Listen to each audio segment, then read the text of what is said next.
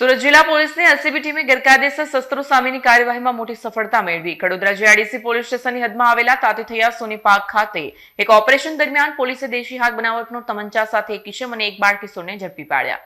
જિલ્લા એલસીબીના inspector NG પાંચાણીના માર્ગદર્શન હેઠળ ગેરકાયદેસર હથિયારો અને અગ્નિશસ્ત્રો સામે કડક કાર્યવાહી કરવા માટે એલસીબી અને પેરોલ ફ્લો સ્ક્વોડની અલગ અલગ ટીમો બનાવવામાં આવી હતી.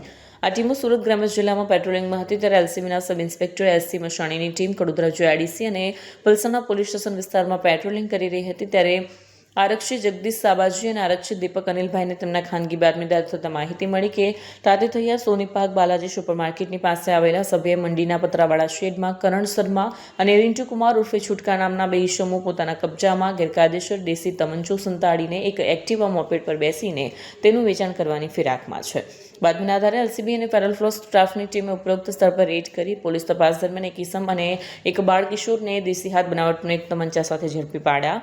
પોલીસે આરોપીની ધરપકડ કરી તેમની પાસેથી હથિયાર જપ્ત કર્યું.